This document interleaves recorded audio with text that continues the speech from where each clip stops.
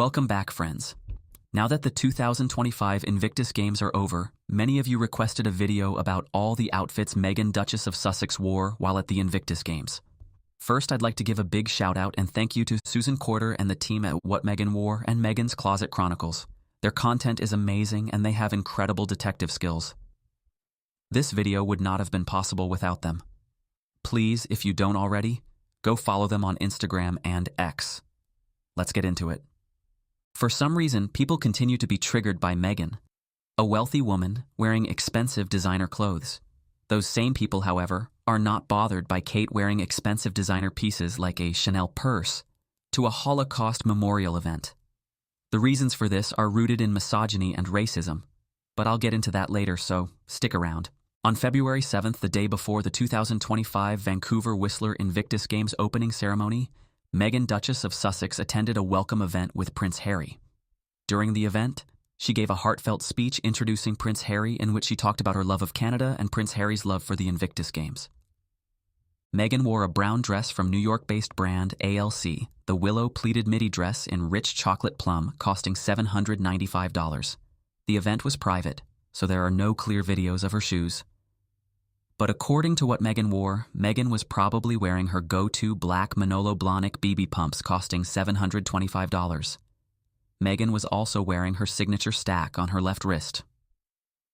There's her gold Cartier Love bangle, which currently retails for upwards of $7,000 depending on the size. She also has a mini bezel tennis bracelet from jewelry designer Jennifer Meyer that costs $3,000. Her Cartier Tank Française watch. She has a two-tone version she purchased herself when Suits got picked up for a third season, and a gold one previously owned by her late mother-in-law, Princess Diana. Their retail price is about $23,000. I was surprised by this outfit, even though it wasn't really a departure from what Meghan has been wearing lately. It reminded me of the outfit she wore on the first day of their Colombia tour. Maybe because I originally thought it was a top and a skirt set. Meghan also did something we rarely see for her, but I wish she would do more: a side part with long bangs. On February 8th, before the opening ceremony for the Invictus Games, Meghan and Harry surprised Team USA during their team breakfast. Meghan posted about the meeting on her Instagram. According to reports, she cheekily apologized for not wearing a pencil skirt when the woman of Team USA told her they loved her in suits. Harry and Meghan also met with Team Canada. Meghan wore the Danica wool and cashmere turtleneck sweater vest in ivory from Rag & Bone costing $348. A pair of ivory pants from Altuzarra, probably these Hypnos wide-leg pants in natural white, costing $995, and her Ralph Lauren Celia goat suede pump costing $575. Meghan previously wore these during the 2022 Invictus Games in The Hague. There is no photo, but according to reporter Emily Burak, who was covering the event, Meghan was also wearing a Linda shawl collar robe coat from Golivia Heritage costing $2,950. During the Invictus Games opening ceremonies on February 8th held at BC Place in Vancouver, Meghan and Harry shared a kiss before Harry went on stage to deliver his speech, which predictably led to some hilarious meltdowns from their haters. Meghan, who was having a great time, completely unbothered, wore her ivory Centeler baby alpaca maxi trench coat costing $2,290. She also wore this coat out for dinner in Vancouver while she and Harry were there for the Invictus Games kickoff event in February of last year. According to Town & Country, Meghan wore a green Brandon Maxwell dress under her Centeler coat. Meghan does have a green Brendan Maxwell dress that she previously wore on tour in Australia in 2018. But this dress is a collared shirt dress with pleats that's too long to be the same dress Meghan wore during the opening ceremony. You can see from photos of Meghan meeting Canadian officials that the dress she's wearing doesn't have a collar and it has no pleats. It has a high neck and it looks long-sleeved. If you watch this channel, you know my sleuthing skills are pretty good. But unfortunately, they lack when it comes to fashion, so maybe someone else can figure it out. Meghan also wore her beige Aquazzura Purist Pump 105 costing $750. This outfit reminded me of what Meghan used to wear back when she and Harry were still working royals. It's very royal-coded. Centeler has always been one of Meghan's favorite brands. Following the opening ceremony at the Invictus Games, Meghan and Harry attended the Vancouver Canucks game at Rogers Arena, where Prince Harry dropped the puck alongside members of Team Canada. There was also more PDA to piss off their haters. Meghan wore a black and burgundy coat she was previously seen wearing back in 2018 on tour in Australia on the same day she and Prince Harry announced they were expecting their first child. After 6 years, the coat has finally been identified as Givenchy. Under her coat, Meghan wore a black cashmere and silk Valentino turtleneck costing $1,900 and a pair of black Stuart Weitzman Brooks boots she was first seen wearing back in February of 2019 while the couple was visiting Morocco, costing $598. After the game, Harry and Meghan had dinner with their close friends Michael Bublé and his wife Luisana Lopalato at the same Indian restaurant they ate at last year, Vigi's. Meghan wore the same outfit she wore to the Canucks game. On February 9th, day 2 of the Invictus Games, Meghan and Harry spent the morning engaging with the children of some of the Invictus Games athletes in a few crafting activities and story time. Meghan read a book called All Our Neighbors by Alexandra Penfold, a story about a community coming together and celebrating their unique differences. Meghan posted about the event on her Instagram. Meghan wore an Emmeline sweater in forest moss from Doan, costing $298. Paired with the Toujours ribbed cashmere skirt in khaki green, costing $395.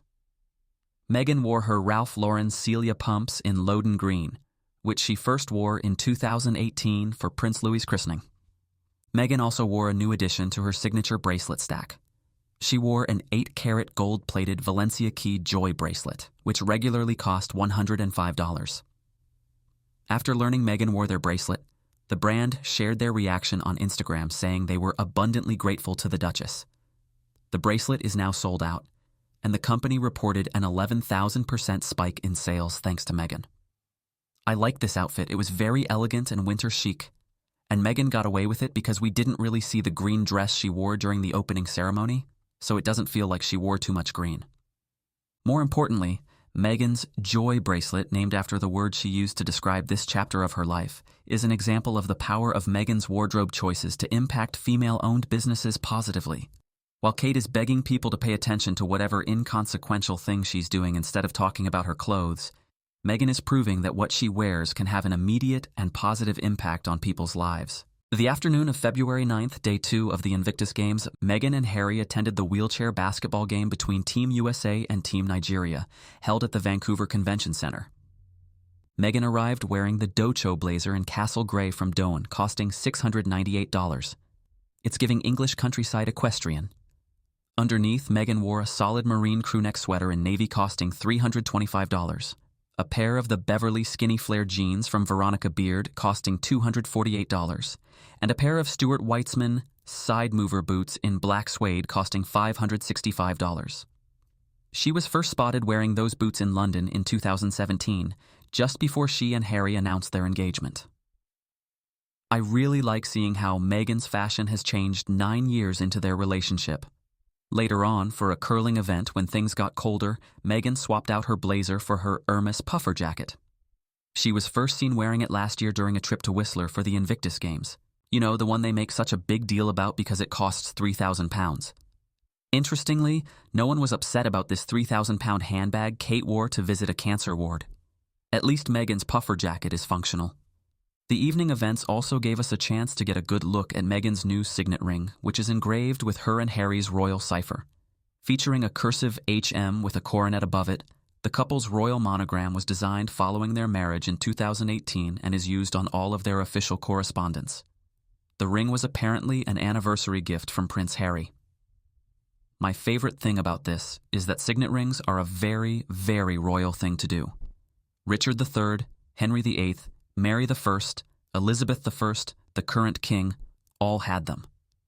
Despite the constant whining about taking their titles away, Harry and Meghan continue to use their royal symbols, as they should, even on their doormats.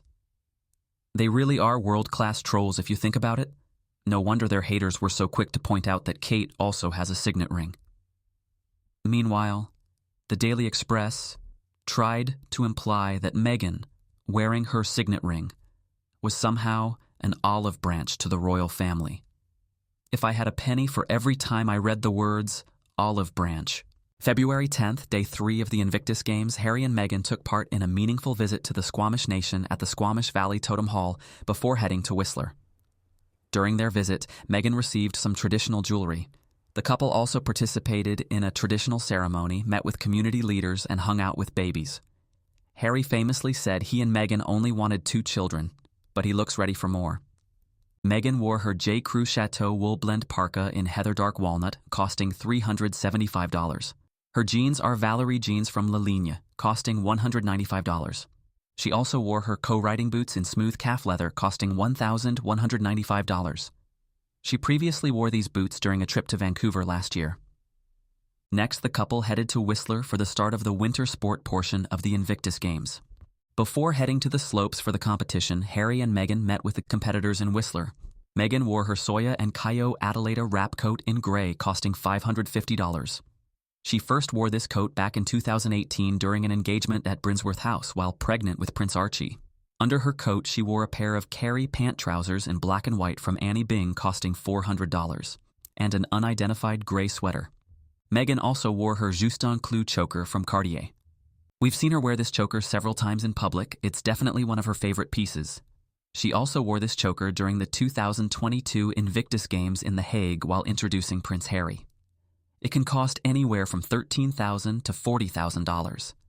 Meghan's version reportedly cost $13,400. Later on, Meghan changed into a white Kalina lustrous down maxi coat costing $1,250 from Macaj, while Harry addressed the crowd in Whistler. She also wore her Sorel Joan of Arc women's waterproof boots in quarry black, which regularly cost $240. She's had these boots for a while. A $120 cashmere beanie from Hat Attack, and a pair of padded gloves from Moncler costing $815, which she later gave to Invictus athlete and volunteer Allie McClellan after noticing her hands were cold. Imagine being given $800 gloves. It honestly looked so cold. I'm not sure how Harry managed. His jacket looked a bit thin. Under her coat, Meghan wore an all-black ensemble. I think this is my favorite jacket or coat Meghan wore during the Invictus Games. I generally think wearing a white coat is asking for trouble, but it looks good. What do you guys think? Later that night, Harry and Meghan went out again for dinner with Michael Bublé and his wife Luisana Lopalato for a pre-Valentine's Day celebration. The couples dined at Il Caminetto, an Italian restaurant in the heart of Whistler. There are no pictures, but according to Town and Country, Meghan switched her puffer jacket and winter boots for a chic Carolina Herrera cape, probably this one, costing $525. And Aquazzura pumps. Probably this pair or this pair. She also wore a sentimental touch, her diamond Maya Brenner earrings, a Valentine's Day gift from Prince Harry the previous year. I wonder what he got her this year. According to sources, the earrings cost Harry $3,600. I'm honestly not a fan of this cape. I think it's got an awkward cut. But I definitely want to eat at this restaurant. I'm not sure what their dining situation was like, but it's nice that they can eat at a restaurant and not have anyone take pictures of them. On February 11th, Meghan's final day at the Invictus Games before heading home to their children in California, Harry and Meghan joined the Invictus Friends and Family tubing event in Whistler. Meghan wore a super puff-long climate coat from Aritzia costing $350.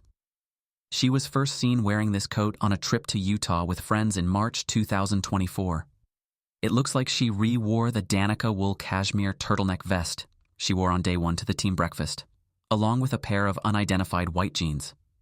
Meghan also wore a new pair of Sorel boots, the Joan of Arctic women's waterproof boots in ceramic and gum too. It regularly costs $240. A black Moncler Grenoble wool cable knit beanie, costing $375. Miu Miu Artiste sunglasses in black and gold costing $390. It looks like they both had a blast tubing and meeting with athletes and their families. The press has long been obsessed with Meghan's wardrobe, and to be fair, much of that has to do with the fact that Meghan has never really dressed like a royal woman. Even when she was a working royal, there was an edge to what she wore and a modernity to her wardrobe that people weren't used to seeing from a senior member of the royal family. Now that Meghan and Harry have established themselves outside of the royal family, the obsession with what Meghan wears has only grown, due in part because people predicted the couple would go broke within the first year. And Meghan's wardrobe proves they certainly haven't. But also, because of the Meghan effect, basically everything she wears sells out. There's a hostility that comes with the obsession over Meghan's wardrobe, which is rooted in misogynoir and is quite frankly hypocritical. It's evident in the headlines and the commentary surrounding what she wears. Apparently, Meghan turned the Invictus Games into a runway. Meghan spent her time at the Invictus Games cheering on athletes, meeting with participants and their families, meeting with volunteers, attending Invictus Games-related events, and supporting her husband. Her schedule was full. There was definitely no fashion show. So, how exactly was she using the Invictus Games as a runway? By simply wearing clothes? What would they prefer Meghan do? Wear a sack? Not attend? Because if she didn't attend, they'd start spreading separation rumors. How dare she change her outfit multiple times a day, even though Prince Harry did as well. But no one criticizes him for that. Meghan attended multiple events each day. Different events call for different outfits. Nobody criticizes Kate for doing multiple outfit changes a day during a tour. The British media loves turning the price of Meghan's clothes into some kind of scandal. Despite the fact that Meghan is constantly re-wearing many of her favorite clothes, and even though she wears her most expensive pieces of jewelry all the time, like her engagement ring, the Daily Fail still includes them when tallying the cost of Meghan's outfits. That's the only reason this outfit Meghan is wearing is £226,022. They never do this for Kate. That said, why should it matter how much Meghan's wardrobe costs?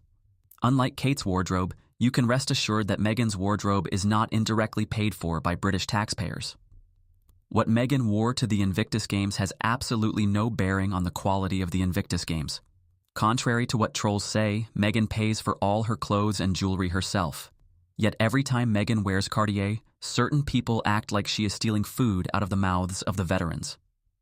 Who are these people to tell Meghan what to do with her own money? The people criticizing Meghan for the cost of her wardrobe, or for the fact that she wears designer clothes instead of something with the Invictus Games logo on it, resent her because they resent seeing a wealthy woman of color, with things they believe only white women should have. The underlying message of these headlines and the commentary surrounding Meghan's wardrobe is, how dare she and who does she think she is? It would be quicker if they just called her an uppity Negro.